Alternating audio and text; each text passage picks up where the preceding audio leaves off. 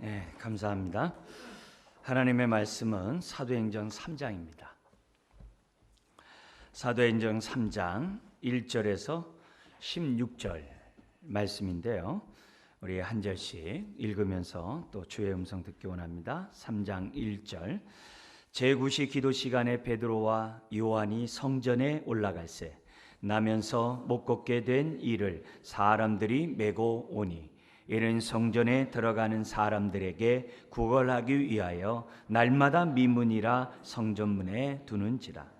그가 베드로와 요한이 성전에 들어가려 함을 보고 구걸하거늘 베드로가 요한과 더불어 주목하여 이르되 우리를 보라 하니 그가 그들에게서 무엇을 얻을까 하여 바라보거늘 베드로가 이르되 은과 금은 내게 없거니와 내게 있는 이것을 내게 주노니 나사렛 예수 그리스도의 이름으로 일어나 걸으라 하고 오른손을 잡아 일으키니 발과 발목이 곧 힘을 얻고 뛰어 서서 걸으며 그들과 함께 성전으로 들어가면서 걷기도 하고 뛰기도 하며 하나님을 찬송하니 모든 백성이 그 걷는 것과 하나님을 찬송함을 보고 그가 본래 성전 미문에 앉아 구걸하던 사람인 줄 알고 그에게 일어난 일로 인하여 심히 놀랍게 여기며 놀라니라.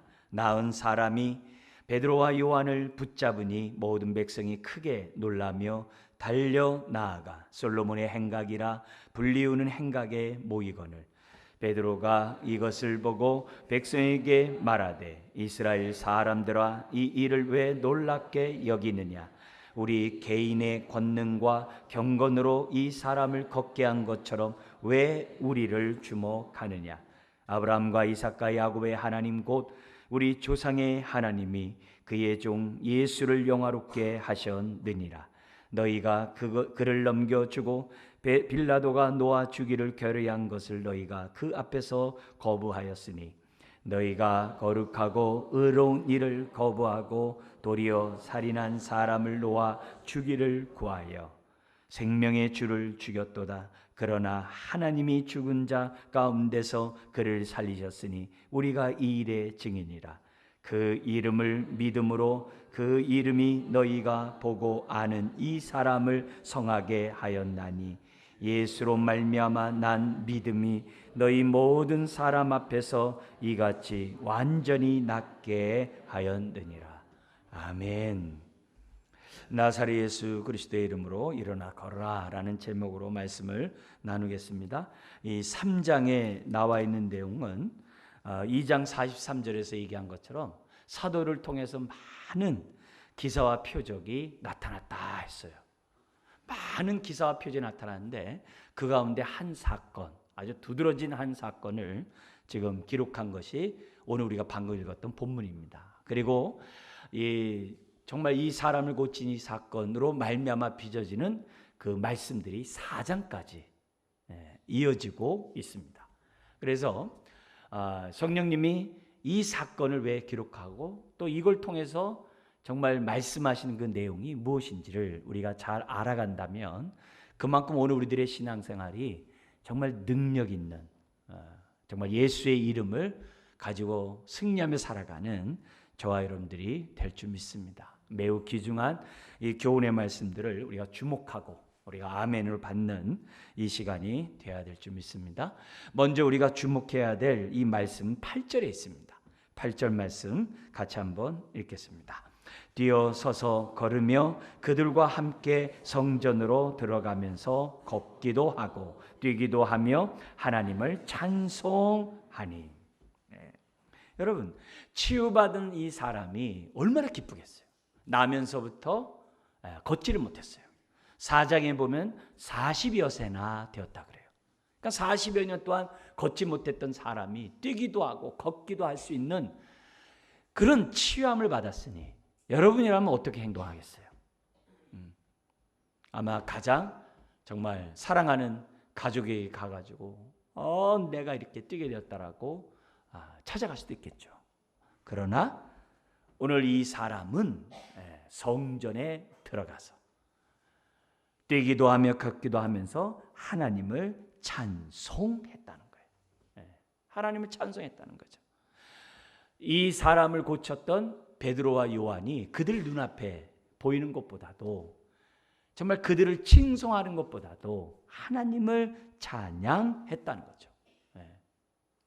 오늘 이 사건이 누구의 이름으로 고침을 받았습니까? 6절에 보니까 예수 그리스도의 이름으로.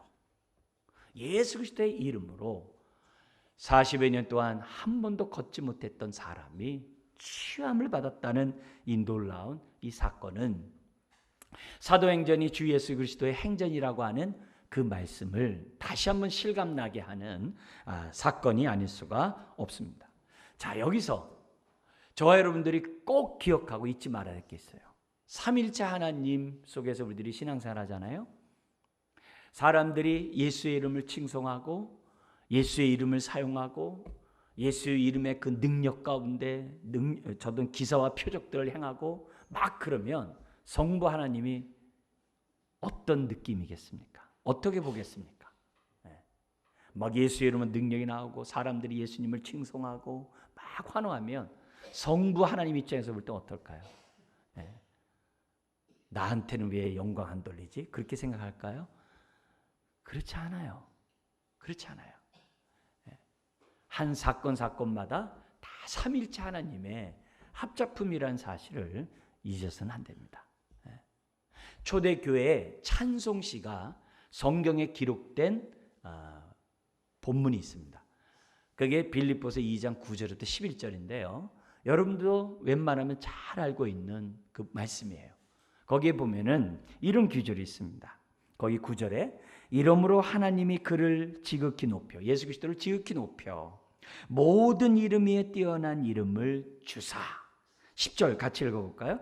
하늘에 있는 자들과 땅에 있는 자들과 땅 아래에 있는 자들로 모든 무릎을 예수의 이름에 꿇게 하시고. 자, 그 다음 구절 보세요.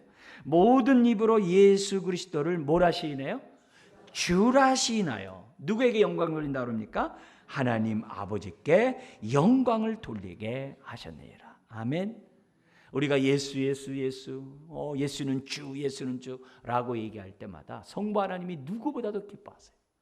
왜냐하면 하나님의 구원이 예수님을 통해 나타나니까, 하나님의 생명이 예수 그리스도를 통해서 우리에게 전달되니까, 하나님의 은혜가 예수 그리스도를 통해서 우리들에게 임하기 때문에 성부 하나님이 누구보다도 기뻐하세요. 예수님 자신도 사람들이 자신을 칭송한다고 해서 내가 높네 그런 분이 아니에요.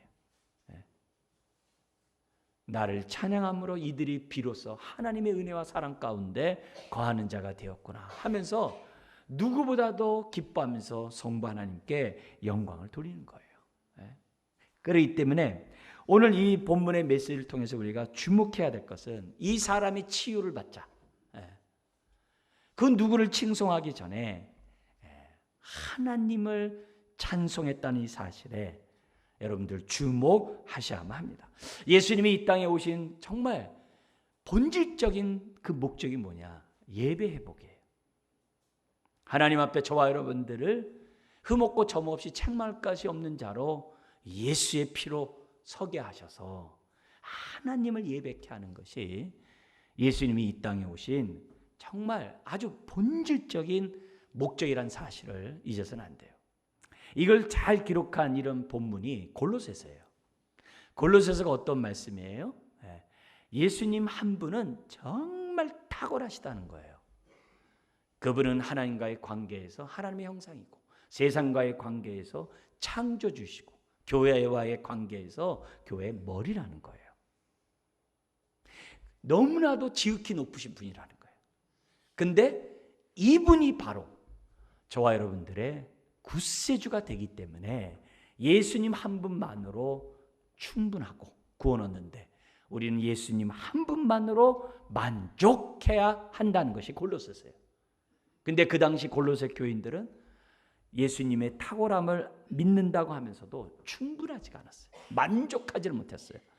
그래서 사람들마다 온갖 우상들을 겸하여 섬기고 오상 자기가 원하는 것들을 추구하면서 더하려고 예수님 외에 뭔가 더하려고 했던 게 골로새 교인이었어요. 이거는 오늘날 많은 성도들 가운데 나타난 모습이기도 해요. 근데 예수님의 그 탁월함과 예수님 한 분만으로 충분하다는 이 메시지를 하면서 가장 핵심 규절 가운데 그 기절을 기록한 이 본문이 골로새 1장 19절부터 22절에 있어요. 거기 보면은 어떤 기록이 있냐면 20절에 이렇게 되어 있습니다. 그의 십자가의 피로 화평을 이루사 만물 곧 땅에 있는 것들이나 하늘에 있는 것들이 그로 말미암아 예수 그리스도로 말미암아 자기와 화목하게 되기를 기뻐하십니다. 여기 자기와 화목이 누구예요? 성부 하나님과 화목되기를 기뻐하셨대요. 예수님 때문에 예수님의 십자가의 피로 하나님과 우리가 화목된 것을 우리 하나님이 기뻐하셨대요. 그러면서 22절을 한번 보십시오. 같이 한번 읽어볼까요? 이제는 그의 육체의 죽음으로 말미암아 화목하게 하사 너희를 거룩하고 흠없고 책망할 것이 없는 자로 그 앞에 세우고자 하셨으니. 여기 그가 누구예요? 하나님 앞에. 예수님이 왜 우리 죄를 사하고 하나님과 화목시켰어요? 예배하라고. 예배하라고. 왜 예수님이 십자가를 지시기 전에 많은 말씀도 했지만 특별히 병든 자들 왜 고치셨을까요? 그것도 안식일날 골라서 병든 자들을 고쳤을까요? 많은 바리새인이나 유대인들이 안식을 범했다고 막 죽이려 드는데도 왜 의도적으로 안식일에 왜 병든 자를 고쳤을까요? 다른 게 아니에요. 그들을 하나님께로 나아가게 해서 하나님 앞에 예배드리도록. 단순한 치유가 아니에요. 단순한 치유가 아니에요. 구약에 예수님이 이 땅에 오시면, 구세주 메시아가 이 땅에 오면 이런 일이 벌어지리라 라고 하는 예언들이 많아요. 그 가운데 이사야서에 아주 가득해 있어요. 이사야 35장에 보면은 메시아가 오면 이런 일이 있을 것이다 라고 하면서 예언한 구절이 35장에 가득되어 있어요.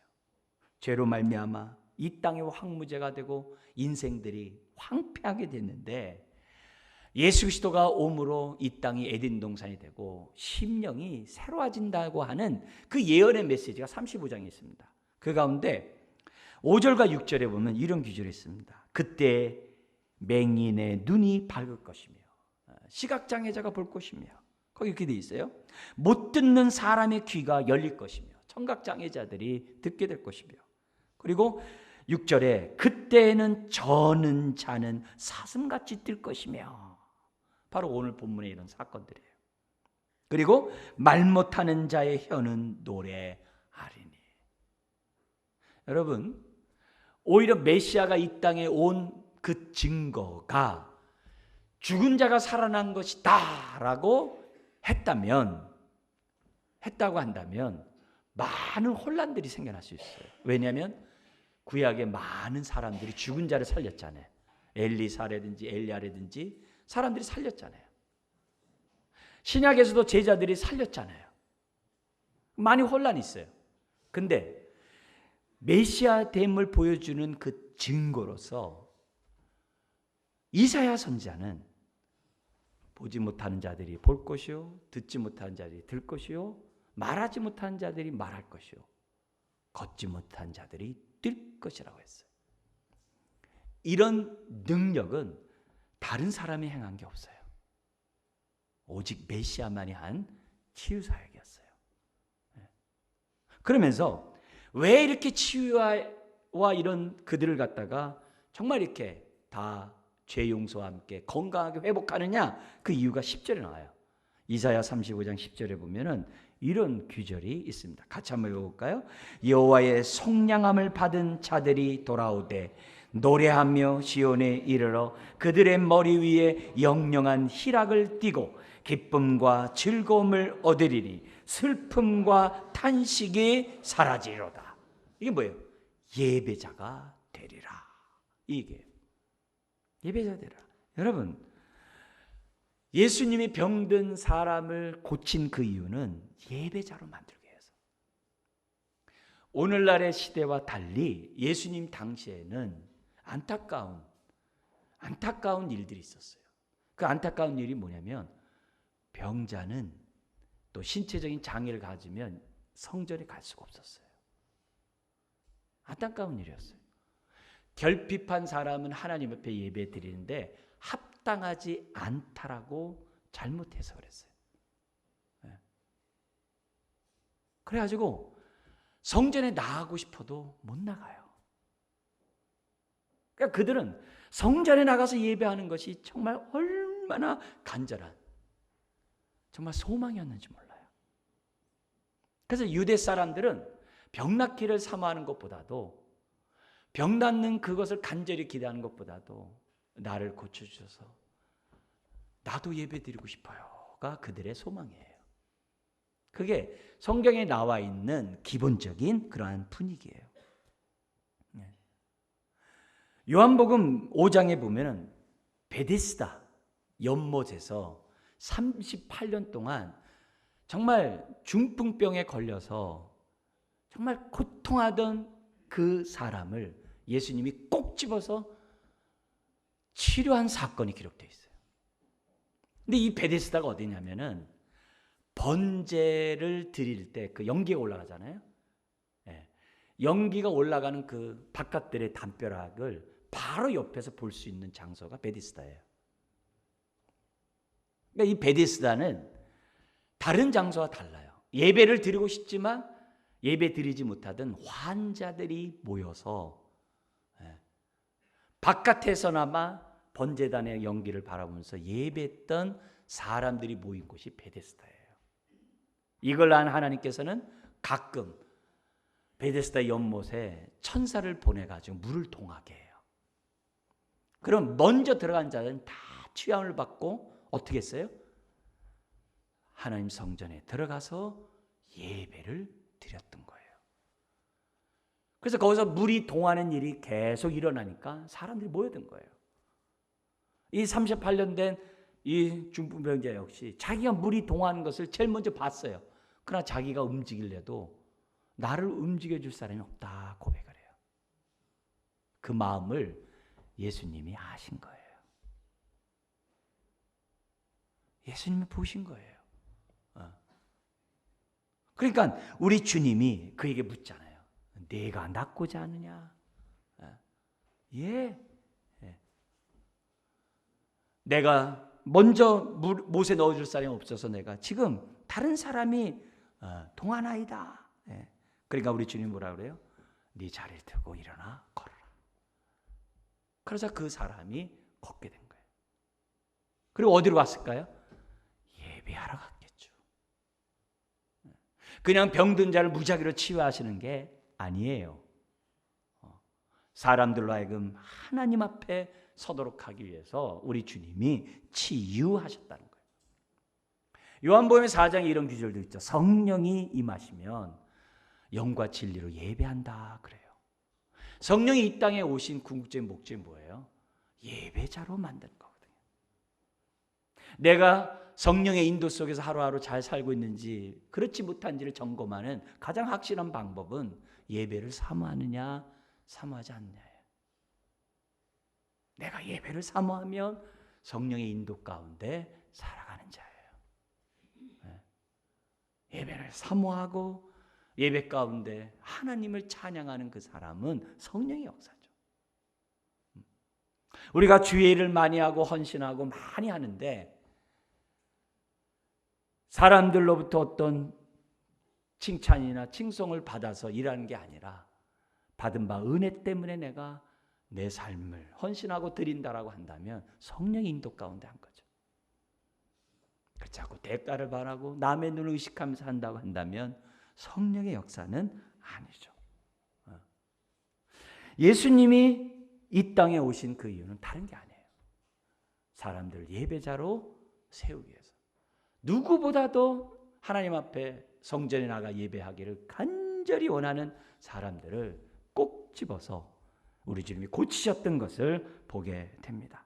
오늘 이 본문은 하늘 보좌 우편에 앉아 계신 예수 그리스도께서 승천한 거 끝난 게 아니에요. 그러니까 사도행전이 예수 그리스도의 행전이라고 말한 이유가 그거예요. 그분이 성령을 통하여 믿음의 사람 베드로와 요한을 통해 치유한 사건이 오늘 본문의 내용이에요. 이걸 통해서 우리 주님이 함께하는 증거가 나타났고, 이걸 통해서 베드로와 요한의 메시지가, 말씀이 하나님의 말씀인 것을 예수님이 증거해 주신 사건이 치유의 사건인 거죠. 그렇게 함으로 이 지금 40여 년 동안 미문에 앉았지만, 이 바깥에 있는 거기서 이제 안뜰로 들어가 성전 들어가거든요. 이 미문에 앉았지만, 가장 아름다운 그 미문에 앉았지만 예배할 수 없는 이 사람을 고친 거예요. 그리고 이 사람을 예배자로 세워주셨다는 사실을 잊어서는 안 됩니다. 우리 주님이 최후 만찬하면서 많은 말씀을 했어요. 지금 제가 사도행전을 요한복음 14장, 15장, 16장에 근거해서 이제 해석을 하면서 자꾸 여러분들에게 이해를 돕고 있어요. 그런 가운데 우리 주님이 그 요한복음 14장 여기 12절 13절에서 이런 얘기를 하셨어요. 뭐라고 얘기하냐면은 12절에 내가 진실로 진실로 너에게 이르노니 나를 믿는 자는 내가 하는 일을 그도 할 것이요. 사람을 치유하고 예배자로 세우는 그런 일들을 그도 할 것이요. 또한 그보다 큰 일도 하리니 그랬어요. 예수님보다 더 큰 일을 한대요. 그 다음 구절 한번 같이 읽어볼까요? 이는 내가 아버지께로 감이라. 왜요? 그래야 성령이 오시니까. 아버지께로 감이라. 그러면서 13절을 보십시오.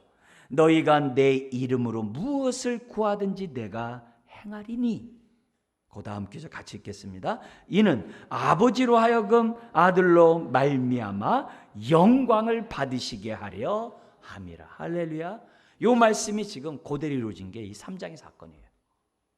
예수 이름을 통하여 아버지의 영광이 드러나게 됐다는 거죠. 우리 주님은 이 미문에 앉아있는 이 사람의 중심을 보신 거예요. 그리고 그가 원하는 그 내용대로 응답하셔서 기뻐 뛰며 주를 찬양하는 그런 은혜를 베풀어 주셨던 것을 보게 됩니다. 여러분, 오늘 우리들이 예배를 드리는 우리의 마음이 이 사람의 마음처럼 돼야 돼요. 베풀어 주신 은혜에 감사하고 정말 이 사람이 예배하기를 사모하는 그런 사모함처럼 저와 여러분들이 하셔야 돼요. 하셔야 돼요. 우리가 이제 2주면 이제 추수감사절을 드려요. 한 해 살아오는 이 삶 자체가 얼마나 힘듭니까? 얼마나 고통스럽습니까? 많은 질병 가운데서도 괴로움 가운데서도 지금까지 살아오는 이것이 다 뭐예요? 다 은혜죠. 그렇게 힘든 삶 속에서도 오늘을 살아갈 수 있다는 이 자체가 다 은혜죠. 그런 것들을 기억하면서 감사하고, 또 하나님이 음으로 양으로 도와주고 역사하셨던 그런 인도하셨던 그러한 축복들을 기억하면서 감사하는 그런 감사절이죠. 그냥 이 감사절을 생각할 때마다 마음속에서 은혜가 넘쳐나야죠. 감사절을 그냥 절기로 끝나는 것이 아니라 여호와의 절기로 만드는 것은 우리가 감사할 때 추수감사절이 여호와의 절기가 돼요. 그렇지 않으면 그냥 한 날에 불과해요. 한 날에 불과해요. 여러분이 잘 아는 시편 50편 있잖아요. 언약 갱신시라고 그래요. 항상 하나님 말씀 앞에 재무장할 때 시편 50편을 낭송을 합니다.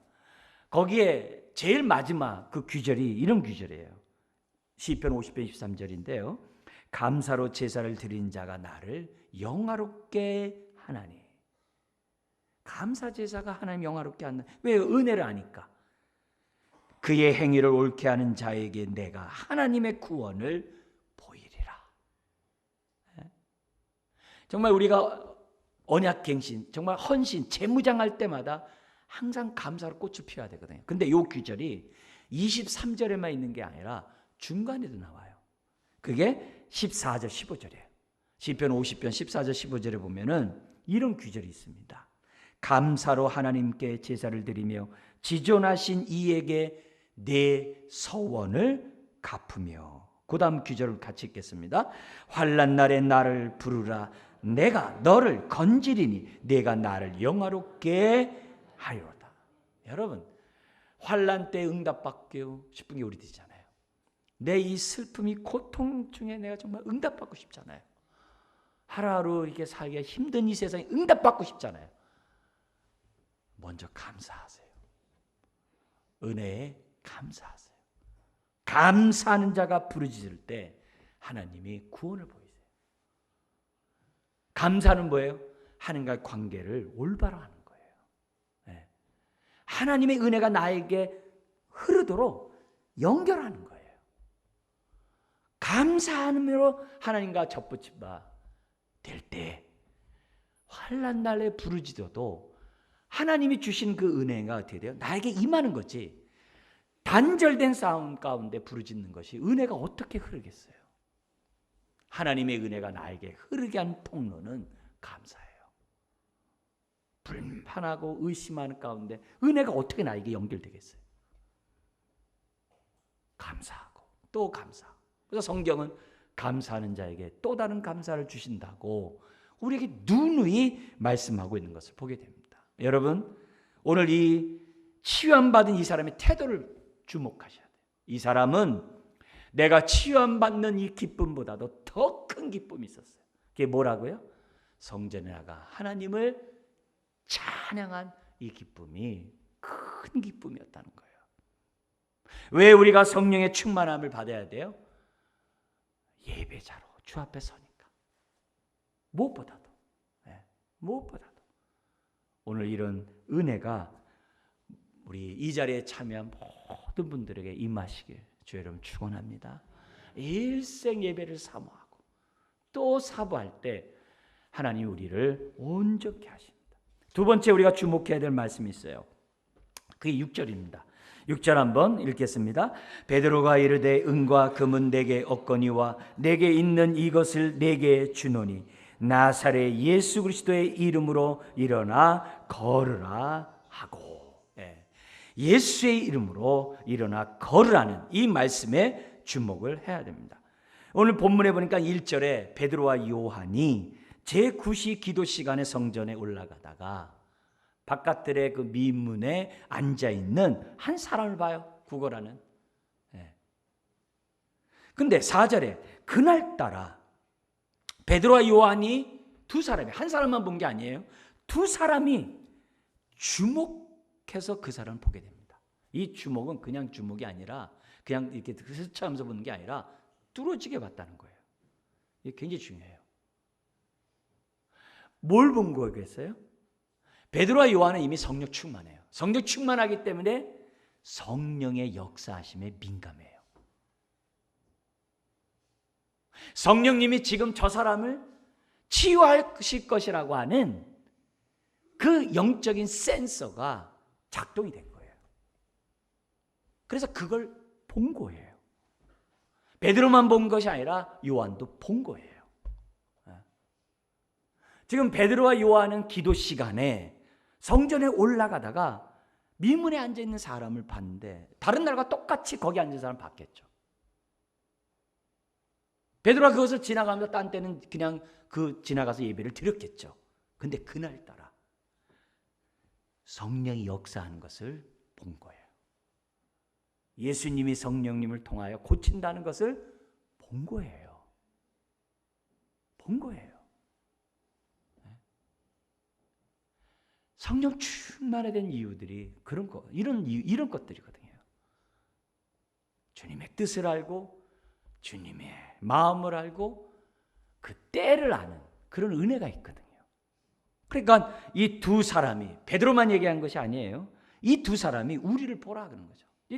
물론 한 사람이 말했겠습니다만 우리를 보라. 두 사람이 지금 그 상황을 보는 거예요. 얘기하는 거죠. 여러분, 이런 모습 속에 이 사람이 어떻게 돼요? 무엇을 얻을까요? 바라보거늘. 무엇을 얻을까요? 바라보거늘. 그런데 6절에 이런 얘기하는 거죠. 은과 금은 내게 없거니와 내게 있는 이것을 내게 주노니. 그래요. 내게 있는 이것을 내게 주노니. 그러면서 나사렛 예수 그리스도의 이름으로 일어나 걸어라. 그래요. 그 선포와 함께 베드로가 오른손을 잡아 일으키니 발과 발목이 곧 힘을 얻고 8절에 뭐라 그래요? 뛰어 서서 걸으며. 아마 용수철처럼 탁 뛰어오른 것 같아요. 강력한 힘이 그를 갖다가 일으켰겠죠. 그리고 그들과 함께 성전으로 들어가며 걷기도 하고 뛰기도 하며 하나님을 찬송했다. 그러자 9절 10절에 그 사람 다 알거든요. 그러니까 우리 하나님이 정말 얼마나 유머가 많은지 다 알거든요. 그 사람이 막 찬양하고 막 그러니까 어떻게 돼요? 거기 보니까는 성경에 뭐라 그랬어요? 심히 놀랍게 여기며 놀라니라. 요 마지막에 놀라니라가 거기 엑스타시스예요. 아주 그냥 경악해가지고 까무러치는 거예요. 아무 말 못하는. 사람들이 너무 놀라는 거예요. 어떻게 저런 일이. 네. 여러분 여기서 우리가 주목해야 될 것은 이름이에요. 나사렛 예수 그리스도의 이름이란 단어에 주목해야 돼요. 여러분 우리도 비슷합니다만 유대인들은 이름이 곧 그예요. 하나님의 이름은 곧 하나님이에요. 예수의 이름은 곧 그분의 모든 것이에요. 그분의 인격만이 아니라 그분의 능력, 그 모든 것이 이름으로 다 뭐예요? 설명되는 게 유대예요. 유대 나라예요. 그러니까 그 이름 안에 생명이 있는 거예요. 능력이 있는 거예요. 모든 게 그 이름 안에 있다는 거예요. 그래서 유대인들에게서 이름을 되게 소중하게 해요. 굉장히 소중하게 해요. 여러분이 잘 아는 그 유대인들이, 그러니까 초대 기독교인들이 우리 기독교인들만의 표시가 있었죠. 그게 뭐였죠? 물고기라는 건 아시죠? 물고기. 물고기는 그리스도인이라는 그 표시예요. 근데 표시일 뿐만 아니라 신앙 고백이에요. 이 물고기 속에 그 사람의 신앙 고백이 다 들어가 있고요. 그 물고기 속에 예수가 어떤 분인지가 다 들어가 있는 표시예요. 근데 그 물고기가 뭐냐면 헬라어로 익투스라고 그래요. 익투스. 그러니까 평소시 물고기 익투스 이래요. 일상적인 명칭입니다. 근데 그 5가지 철자로 이루어졌는데 그 5가지 그 철자에 영적인 의미를 부여한 거예요. 그게 익투스예요. 그 첫 번째 나온 단어가 뭐냐면 예수스의 첫자예요. 예수. 크리스토토스, 그러니까 그리스도의 첫자가 두 번째예요. 그 다음에 세오스, 하나님의 그 첫자가 세 번째예요. 그 다음에 우리 Y로 보이냐면 이렇게 U자입니다. 저게 아들이에요. 아들이라는 거예요. 하나님의 아들이라는 아들의 첫자예요. 그리고 마지막 시그마 같이 이렇게 보이는 것이 뭐냐면 구원자, 소테르라는 구원자의 첫째예요. 그러니까 이 말이 무슨 말이냐면은 예수는 그리스도고 하나님의 아들로서 우리의 구세주가 된다는 거예요. 그러니까 요 익투스 안에 자신들의 신앙 고백을 다 집어넣은 거예요. 요 익투스 안에 예수님이 어떤 분이신지를 다 집어넣은 거예요. 그래서 초대교회 사람들은 이런 표현을 쓰고 있어요. 그러니까 이름이라는 얘기를 했을 때 그 사람의 존재와 분리해서 생각할 수가 없는 거예요. 생각할 수가 없는 거예요. 근데 베드로는 어떻게 돼요? 그 이름을 갖고 있어요. 그 이름을 갖고 있다는 건 뭐예요? 예수님의 모든 걸 갖고 있다는 거예요. 그리고 그 이름을 준 거예요. 그래서 능력이 나타난 거예요. 오늘도 저와 여러분들에게 예수님이 어떻게 돼요? 믿는 자에게 예수님의 이름을 다 주셨어요. 그래서 우리는 그 이름을 가지고 사는 거예요. 그래서 우리가 기도할 때 제일 마지막에 예수 이름으로 기도합니다 라고 하는 것도 그 이름을 사용하는 거예요. 뭐든지 주의 이름을 하는 것도 그런 이유예요. 모든 게 다. 내 능력이 아니라 베드로가 얘기한 것처럼 뭐예요? 주님의, 예수님의 그 생명이 나를 통해 나타나도록 하고자 하는 것이 신앙인 거예요. 그게 믿음인 거예요. 그래서 이름 그러면 그냥 우리가 생각하는 이름 이렇게만 생각하지 말고 그 이름 안에 예수님의 모든 것이 다 들어있다는 거예요. 여러분 이 신앙 고백 얼마나 귀해요. 예수는 인성을 말해요. 사람, 예수님의 인성을 얘기해요. 하나님의 아들은 신성을 얘기해요. 여러분 예수님이 인성과 신성을 갖지 않으면 그리스도가 될 수가 없어요. 그리스도가 안 되면, 메시아가 안 되면 우리의 구주가 안 돼요. 예수님이 왜 육체를 입어야 돼요? 인간이 아니고 하나님의 아들만 되면 어떻게 돼요? 피 흘림이 없어요. 그럼 죄사함이 없어요. 대속의 은혜가 안 이루어져요. 예수님이 인간은 되는데 하나님의 아들이 아니라고 해보세요. 신성이 없으면 어떻게 돼요? 예수님도 우리와 똑같은 죄 많은 죄악 가운데 탄생한 인간에 불과해요.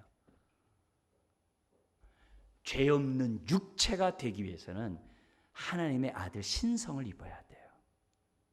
그래야 그분이 십자가에 죽는 그 사건이, 그 그리스도의 구세주의 그 사건이 하나님께 상달되는 거예요.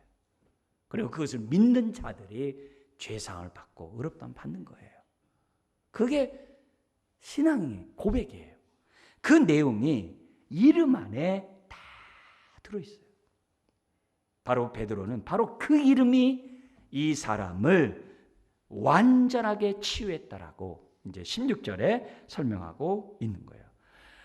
베드로와 요한은 그 이름의 의미를 알았어요. 그리고 그 이름의 능력을 알았어요. 그리고 믿음으로 사용했어요. 그러니까 어떻게 돼요? 역사했어요. 성령의 놀라운 능력이 나타난 거죠. 그래서 12절을 한번 보세요.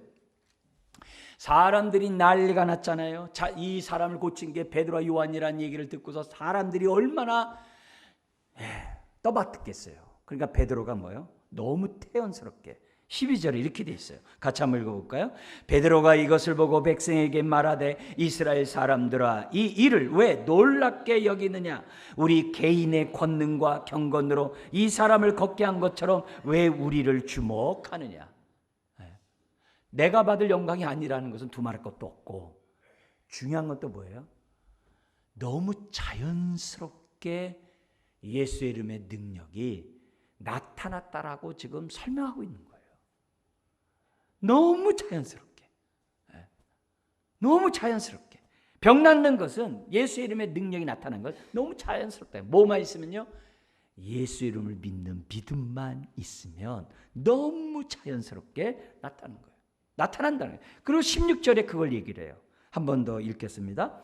그 이름을 믿음으로 그 이름이 너희가 보고 아는 이 사람을 성하게 하였나니 예수로 말미암아 난 믿음이 너희 모든 사람 앞에서 이같이 완전히 낫게 하였느니라.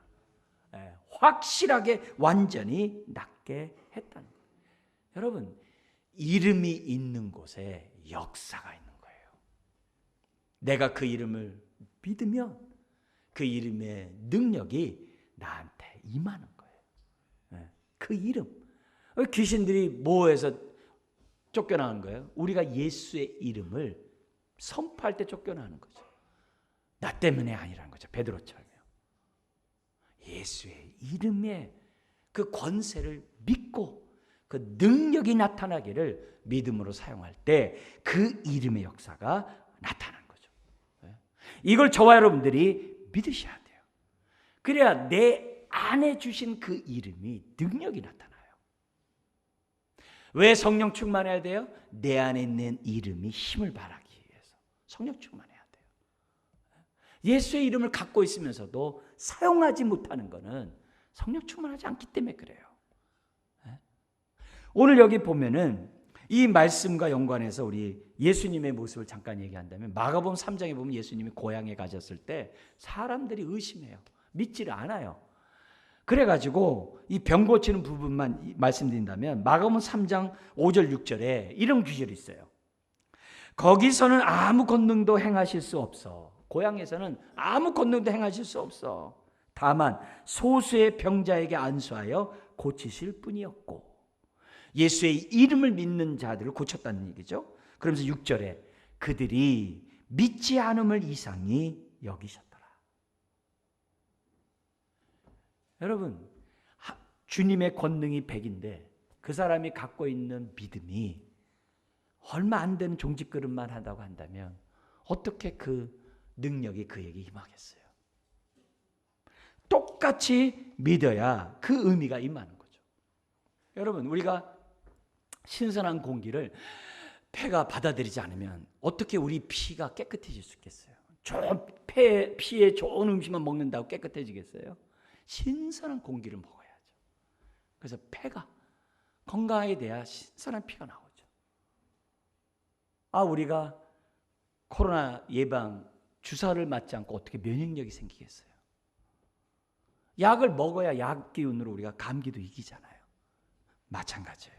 믿음으로 예수의 이름을 우리가 받아들일 때 그 이름이 힘을 발하는, 그게 바로 그것을 믿는 것이 믿음인 거죠. 여러분 기억하십시오. 교회는 은과 금을 주는 것이 아니라 예수의 이름을 주는 것이 교회예요. 우리는 예배를 드리면 드릴수록 예수의 이름을 알아가고 그 능력을 덧입는 우리가 돼야 돼요. 그래서 교회는 미문에 앉아 구걸하는 사람에게 하나님을 찬양하게 하는 것이 교회예요. 그게 교회예요. 그런 교회가 되도록 기도하는 거죠. 기도하는 거죠. 그리고 교회는 이 땅에는 은과 금이 있어야 돼. 은과 금만 있으면 잘 살 수 있는 사람들에게 아니야. 예수의 이름이 있어야 살 수 있다라고 가르쳐 주는 것이 교회죠. 오늘 이 예배를 통해서 예수의 이름의 그 권세를 정말 믿는 저와 여러분들이 되어야 될 줄 믿습니다. 교회가 예수의 이름의 그 능력을, 권능을 믿지 않으니까 은과 금을 의지하는 거예요. 자꾸 거칠애가 많은 거예요. 하나님의 말씀도 정죄의 말씀으로 돌변하는 거예요. 자기의 의를 나타내는 것으로 바꿔버려요. 여러분, 얼음에는 불이 안 붙어요. 우리가 사모하는 마음을 갖고 있을 때 불이 임하는 거예요. 불이 임하는 거예요. 오늘 우리들이 믿음이 있을 때 불이 임하는 거예요. 하나님의 치유가 우리 삶에 임하는 거예요. 임하되 어떻게 임해? 16절 끝에 있는 것처럼 완전히 낫게 하는 거예요. 그런 마음, 이런 모습, 오늘 우리 주님이 나에게 예수 이름을 줬어요. 그러면 사용해야죠. 그리고 줘야죠. 서로를 위해서 기도하고, 특별히 교회에서 병 낫기를 위해서 기도하고 문제를 놓고 기도할 때 합심 기도가 능력 있는 이유가 이것 때문에 그래요. 혼자서 하는 것보다 교회 성령에 정말 함께하는 그런 은혜 속에서 이 믿음을 함께 합심해서 기도할 때 능력이 있어요. 교회 안에 아파서 못 나오는 분들도 있고 아파도 이 자리에 나온 분들도 있어요. 여러분, 모여서 예배하고 은혜를 구하는 저와 여러분들이 되어야 될 줄 믿습니다. 여러분, 예수 그리스도의 이름은 권능이 있어요. 하늘과 땅의 모든 권세를 갖고 있는 능력이 있음을 사용하고, 오늘도 우리가 베드로와 요한처럼 그 이름을 주는 저와 여러분들 되시길 주의 이름 축원합니다. 마지막 우리 또 한 본문 간단히 우리 좀 보도록 하겠는데요. 13절부터 15절이에요. 거기 보면 거부하고 죽였지만 살렸도다라는 규절을 생각하면서 우리 하나님의 정말 역설적으로 역사하시는 하나님의 그 지혜를 우리가 보게 해달라고 기도하는 마음으로 우리가 본문을 읽기를 원합니다. 거기 13절 15절 같이 한 목소리 읽겠습니다. 아브라함과 이삭과 야곱의 하나님 곧 우리 조상의 하나님이 그의 종 예수를 영화롭게 하셨느니라. 너희가 그를 넘겨주고 빌라도가 놓아 주기로 결의한 것을 너희가 그 앞에서 거부하였으니 너희가 거룩하고 의로운 일을 거부하고 도리어 살인한 사람을 놓아 주기를 구하여 생명의 주를 죽였도다. 그러나 하나님이 죽은 자 가운데서 그를 살리셨으니 우리가 이 일의 증인이라. 여러분, 굉장히 역설적이잖아요. 근데 이걸 통해 구원을 이루셨잖아요. 여러분, 성경에 나타난 구원의 역사는 역설적이에요. 교훈 또한 역설적이에요. 낮은 자가 높아질 것이요, 자기 목숨을 죽이면 얻을 것이요, 베푸는 자가 복이 있을 것이요, 자기를 부인하고 십자가를 지면 하나님의 영생을 얻을 것임을 성경은 얘기하고 있어요. 그런데 세상은 이 역설적인 진리를 보지 못해요. 알 수가 없어요. 이 진리는 성령을 받아야지만이 볼 수 있어요. 성령이 임해야지만이 깨달을 수 있어요. 성령을 깨닫지 임하지 않으면 십자가의 도를 깨달을 수가 없어요. 깨달을 수 없어요. 우리는 이 사실은 제자들을 보면 알아요. 요한복음 16장 20절에 보면은 제자들은 예수님이 죽겠다 그러니까 근심이 많았어요.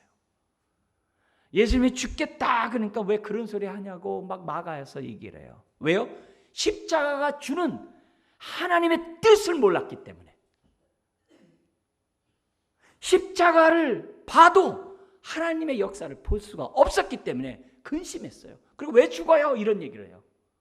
근데 거기 규절을 보면 이렇게 돼 있어요. 뭐라고 되어 있냐면요, 요한복음 16장 20절입니다. 내가 진실로 진실로 너에게 이르노니, 그 다음 구절 읽겠습니다. 너희는 곡하고 애곡하겠으나 세상은 기뻐하리라.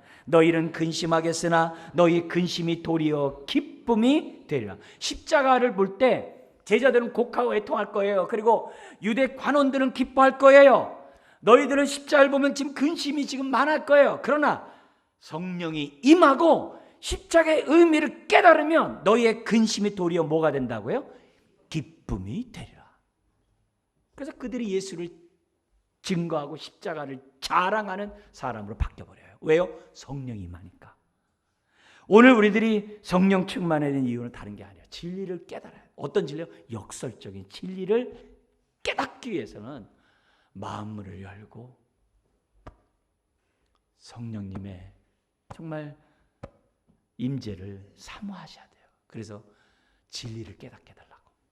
내 머리, 내 경험이 아니라 특별히 이들의 그런 역설적인 모습이 이들의 모습이 나오는데 13절 같은 데면 이게 있어요. 당시 유대인들은 아브라함과 이삭과 야곱의 자손들이에요.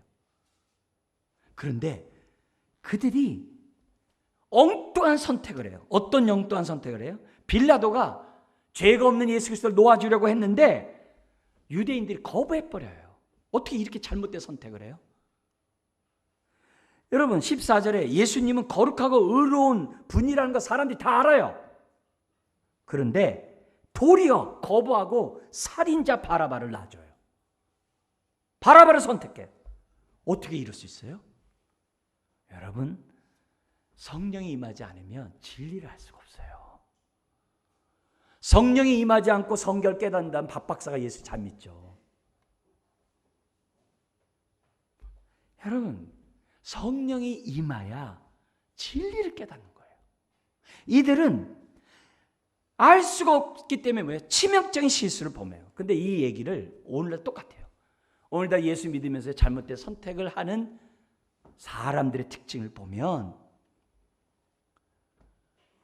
옛날에 잘못된 선택을 이들을 한 것과 다를 바가 없어요. 예를 들면 오늘날 이렇게 얘기해요.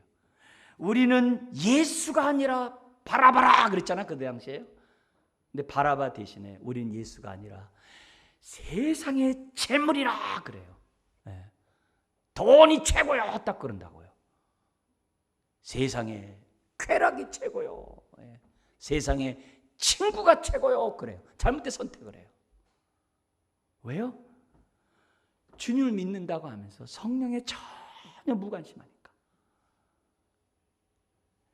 순간순간마다 잘못된 선택을 해요. 너무나도 중요한 그 순간에도 엉뚱한 가치관을 가지고 선택해버려요. 그리고 주님 나 안 도와줬다고 그래요. 여러분 어떤 중대한 일을 결정하거나 뭘 선택할 때 정말 기도하셔야 돼요. 기도하셔야 돼요. 오늘날도 여전히 똑같은 실수를 예수가 아니라 나는 돈이다. 예수님도 그랬잖아요. 두 주인을 겸하여 섬길 수 없다. 하나님이냐 돈이냐 선택하라고 그러잖아요. 뿐만이 아니에요. 얼마나 역설적인 게 여기 14절 15절에 보니까는 어떻게 사람이 생명의 주를 죽입니까? 어떻게 사망이 생명을 죽입니까? 말도 안 되죠. 근데 죽였어요 예수님을. 근데 역설적이에요. 왜 그럴까요? 죽어야 예수님 안에 있는 생명이 우리에게 흘러넘쳐요. 한 예로 예수님 십자가를 지시기 전에 마리아가 향유 옥합을 깼어요. 그게 300데나리온이에요. 얼마나 큰 돈이냐면 오병이어로 5,000명 장정이 먹을 때 들어가는 밥값이 200데나리온이에요. 근데 300데나리온이에요. 그러니까 가룟 유다가 어떻게 돼요? 성령이 없으니까 아까워 그래요. 아깝다 그래요. 그러나 예수님이 뭐라 그래요? 내 장례를 예비한 거라고 말씀하세요. 근데 알고 봤더니 예수님이 죽자, 육체가 죽자 어떻게 돼요? 예수님 안에 있는 생명이 향유를 깨자 향기가 진동한 것처럼 예수님의 생명이 우리에게 뿌려진 거예요. 이게 얼마나 놀라운지 몰라요. 이게 역설적인 거죠. 예수님이 죽어야 우리가 살아요. 왜요? 역설적이나마 오늘 본문에 뭐라고 되어 있어요? 생명의 그분이 주이기 때문에. 여기 주는 우리 영어에서 로드하는 그 주가 아니에요. 여기에 쓴 이 단어는 로드가 아니라 근원자, 원천, 생명을 가져다 주는 자라는 단어의 주예요. 이 단어가 히브리서에도 그렇게도 사용되고 그래요. 믿음의 주여 믿음 온전케 하신 주님을 바라보자 했을 때 그 믿음의 주도 믿음을 앞서가서 우리의 일을 뭐예요? 이끌어가는 그 주예요. 똑같은 단어예요. 그러니까 예수님이 십자가에서 죽자 예수님 안에 있었던 생명이 우리에게 어떻게 돼요? 솟아나는 생명이 임하게 되었다. 이게 하나님의 뜻이에요. 이게 하나님의 뜻이에요. 이걸 믿을 수 있는 것은 성령님이 도와주지 않으면 안 돼요. 오늘 이런 역설적인 그런 사건을 보면서 우리가 기억하셔야 될 것은 다른 게 아니에요. 성령 충만해서 진리를 깨닫게 해주십시오. 정말 진리를 알기 위해서 우리가 하나님 앞에 부르짖어야만 하는 거죠. 사실 우리 주님이 죽는 것이 힘이 없어 죽은 거예요? 아니죠. 스스로 죽었다 그랬잖아요. 자원함으로 내가 제물이 되겠다라고 말씀하셨잖아요. 왜요? 자신이 생명의 주니까. 다시 부활할 것이니까. 그걸 믿기 때문에 우리 주님이 던지셨던 것을 보게 됩니다. 그 결과 바울은 그러잖아요. 사망아 너 쏘는 것이 어디 있냐. 아무 소용없는 거죠. 왜요? 부활할 거니까. 예수님의 생명이 정말 예수 그리스도와 접붙임 바 된 저와 여러분들에게 흘러넘치게 되었던 거죠. 여러분, 유대인들의 어리석은 선택으로 예수를 죽게 했지만 우리 하나님은 오히려 예수님이 생명의 주로서 우리에게 생명을 공급하시는 하나님의 이런 지혜 얼마나 깊습니까?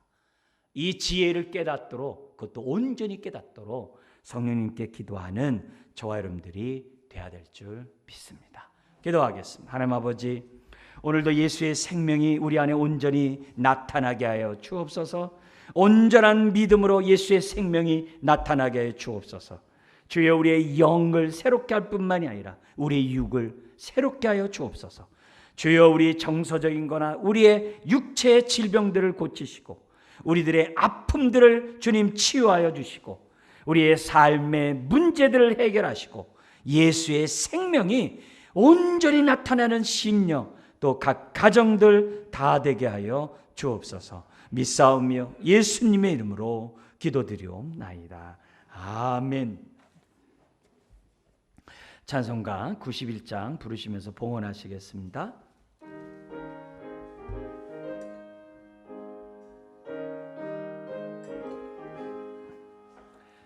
슬픈 마음 있는 사람 예수의 이름 믿으며 영원토록 변함없는 깊은 마음 얻으리. 예수의 이름은 세상의 소망이요 예수의 이름은 천국의 기쁨일세. 거룩하신 주의 이름 너의 방패 삼아라. 환난 시험 당할 때에 기쁘게 기도드려라. 예수의 이름은 세상의 소망이요 예수의 전국의 기쁨일세. 존귀하신 주의 이름 우리 기쁨되도다. 주의 품에 안길 때에 기뻐 찬송 부르리. 예수의 이름은 세상의 소망이요 예수의 이름은 전국의 기쁨일세. 우리 갈 길 다간 후에 보좌 앞에 나아가 왕의 왕께 경배하며 멸류관을 드리리. 예수의 이름은 세상의 소망이요 예수의 이름은 전국의 기쁨일세. 말씀 생각하면서 우리 합심해서 한번 다 같이 기도하겠습니다. 하나님 아버지, 성령의 충만한 은혜 허락하셔서 예수의 이름의 권세가 오늘 기도하는 심령과 삶 속에 임하게 하여 주옵소서. 어둠을 쫓아내게 하시고 더러운 것들을 쫓아내게 해주시고 연약함과 질병들을 쫓아내 주시고 오직 예수의 생명만이 넘쳐나는 심령들, 인생들 되게 하여 주시옵소서. 주여 아버지 하나님, 포효된 능력들이 임하게 해 주셔서 다시 한번 하나님의 그 큰 은혜를 체험하며 하나님 앞에 온전히 예배하는 자녀들 되게 하여 주옵소서. 아멘. 아버지 하나님, 우리가 성령의 충만함을 입어 우리가 영육간의 강건함으로 하나님이 기뻐하는 온전한 예배를 드리기를 원합니다. 오늘 많은 고통과 슬픔과 여러 가지 아픔의 기도점을 갖고 있는 심령들을 긍휼히 여겨주시며 예수의 이름에 권세가 나타나도록 성령 충만케 하여 주옵소서. 보혈의 능력이 나타나도록 성령 충만케 하여 주옵소서. 질병들로부터 치유함을 받게 하시고 어려운 고통 환경에서 벗어나게 해주시옵시고 아버지 하나님, 예배자로 살아가는 데 부족함이 없도록 크신 은혜 허락하여 주옵소서. 우리의 영안을 열어 주시옵소서. 진리를 보는 눈이 있게 하여 주옵소서. 성령이 역사하는 것을 보는 영감이 있게 하여 주시옵소서. 주여, 우리가 예수의 이름을 믿음으로 사용할 수 있는 자녀들 다 되게 하여 주옵소서. 오늘도 받은 바 하나님의 크신 은혜에 감사하여 각양의 목적에 따라 올려드린 손길들이 있습니다. 기도 제목들이 있습니다. 하나님 받으시고 하나님의 영광을 보게 하여 주옵소서. 쓸 것을 채워주실 뿐만 아니라 예수의 이름의 권세를 경험하는 모든 인생들 되게 하여 주옵소서. 감사하며 예수님의 이름으로 축복하며 기도드리옵나이다. 아멘. 교회속 시간입니다. 2주 후에 추수감사절 우리가 있습니다.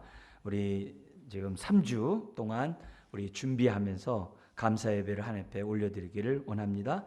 그리고 그 당일 오후에는 감사하는 우리 예배를 하나님 앞에 또 행사를 통해서 드리려고 합니다. 여러분 그 주보 간지에 우리 이렇게 감사 기도를 내용을 쓸 수 있는 내용을 나눠드렸습니다. 여러분들 쓰시고 또 이렇게 제출해 주셔서 우리 감사 나무를 좀 만들고 같이 나눴으면 좋겠습니다. 60일 성경 읽기 이제 한 달 남았는데 여러분들 힘내주시고 같이 참여 바랍니다. 다 앞에 못 읽었더라도 계속 따라가시면서 읽어주시고 기회 있을 때 또 못 읽은 분들 채워가시면 됩니다. 11월 큐티 교재 준비되어 있고요.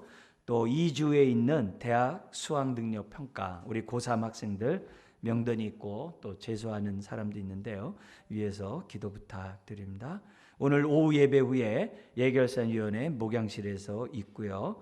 또 본격적으로 칸타타, 성가대 칸타타 연습 또한 오후 예배 후에 본관에서 있습니다. 우리 또 계속 마음에 또 이렇게 참여하고 싶은 분들 연락해 주시면 감사하겠습니다.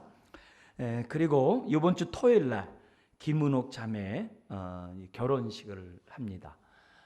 지금 1시 30분에 우리 본관 앞에 우리 관광버스가 이렇게 대절할 예정이거든요. 그러니까 1시 반까지 교회 오셔가지고 같이 우리 오며 가며 또 이렇게 교제하고 또 결혼식 또 축하해 주셨으면 감사하겠습니다. 그래서 장소는 이제 천안에서 결혼식을 합니다. 기억해 주시고 동참 바랍니다. 네, 우리 그리고 저기 뭐냐면 은옥자매 얼굴을 좀 잠깐 좀 소개해 드리겠습니다. 우리 잠시 일어나 볼까요? 네, 우리 저 자매입니다. 우리 박수로 환영하겠습니다. 네, 감사합니다. 네, 우리 주일학교에 벌써 오랜 시간 동안 봉사하고 섬기는 우리 자매입니다. 또 많은 축복 바랍니다. 우리 다 같이 일어나셔서 잠깐만요. 우리 서로 인사를 또 우리가 못했는데 우리 서로 우리 성령 충만합시다 하면서 인사하겠습니다. 네, 감사합니다. 그리고 우리 이 시간 새 교우 얼굴 소개도 또 하겠습니다. 우리 남기수 성도님 잠깐 손 한번 들어볼까요? 일어나서 우리 박수로 한번 하겠습니다.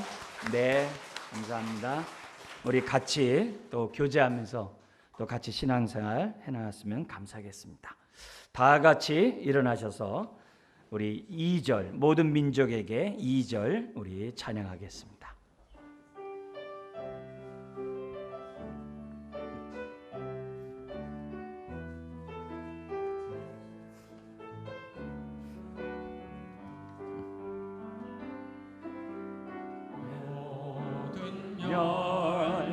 열방에게 주 성령 부어주소서.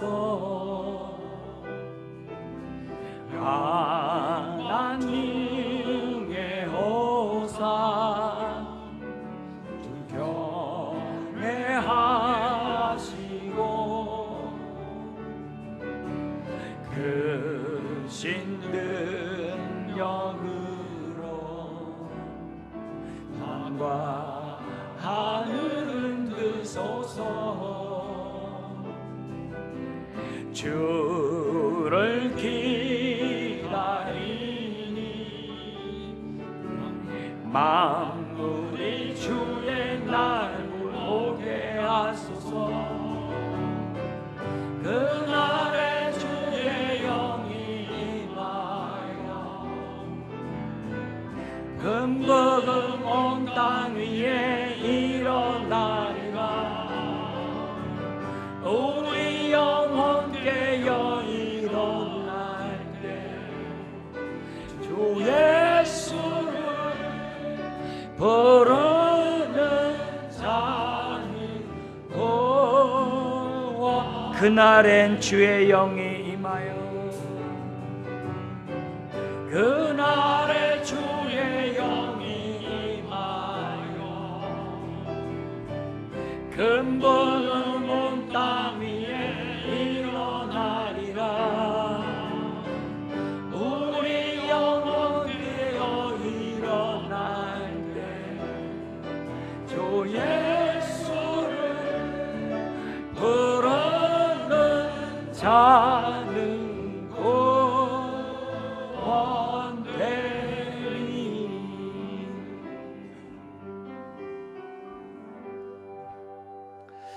이제는 우리 주 예수 그리스도의 은혜와 독생자 예수 그리스도를 우리에게 주신 하나님의 그 크신 사랑과 성령님의 내주교통 충만 역사하심으로 예수 그리스도의 이름을 사용하고자 결심하는 심령들과 삶 위에, 그리고 우리를 만나는 모든 사람들 위해, 또한 새롭게 등록하며 함께 신앙생활하고자 결심하는 남기수 성도님 위해, 그리고 또한 새 가정을 꾸미는 우리 김은옥 자매 위해 이제부터 영원토록 함께하옵시기를 간절히 축원하옵나이다. 아멘.